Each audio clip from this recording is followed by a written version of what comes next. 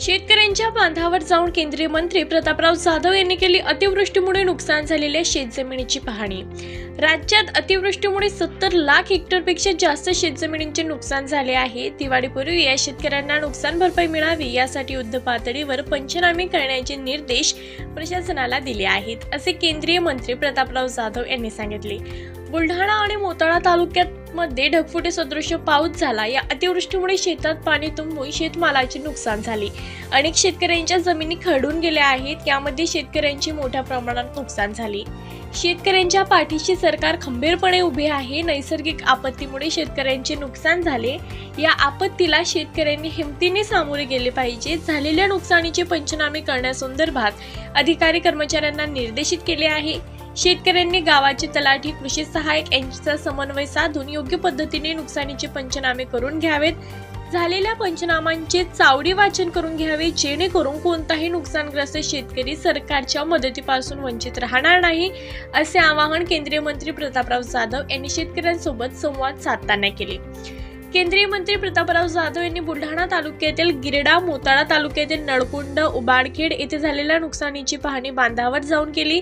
त्यावेळी त्यांच्यासोबत आमदार संजय गायकवाड, जिल्हा प्रमुख ओमसिंग राजपूत, तालुका प्रमुख धनंजय बारोटे, मोताळा प्रमुख रामदास चौथंकर, महिला आघाडीच्या अनुजाताई सावडे यांच्यासह शिवसेनेचे पदाधिकारी सदस्य उपस्थित होते।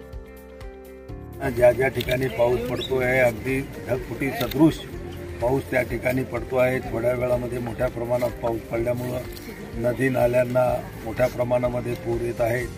जमिनी लोकांच्या खरडून जात आहेत। पिकाचं मोठ्या प्रमाणामध्ये नुकसान होत आहे। गावामध्ये घरांचं सुद्धा नुकसान या जोराच्या पावसामुळे त्या ठिकाणी होत आहे। महाराष्ट्रामध्ये जवळपास 70 लाख हेक्टरपेक्षा जास्त जमिनीचं नुकसान झालेलं आहे। बुलढाणा जिल्ह्यामध्ये सुद्धा जवळपास 71 मंडळं हे आतापर्यंत अतिवृष्टीमध्ये आलेले, पण अजूनही पावसाचं काही थांबलेलं नाही।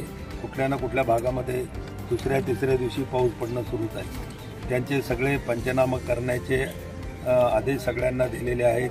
खरडून गेलेल्या जमिनीचा वेगळा पंचनामा करा, पिकाचे नुकसान झालं असेल त्याचा वेगळा, विहिरी खचून गेल्या असतील त्याच्यावर तुम्ही नोंदी करून घ्या, सौर पंप खराब झालेले असतील त्याच्यासुद्धा नोंदी घ्या, कुठे इलेक्ट्रिकचे पोल पडले असतील, कुठं रस्ते खराब गेले असतील ते जिल्हा परिषद PWDला सांगून त्यांच्या दुरुस्तीसाठी सुद्धा वेगळा फंड त्या ठिकाणी मिळणारच आहे। तर तो दरवर्षी आपल्याला फ्लडचा निधी, फ्लड डॅमेजचा निधी मिळतच असतो।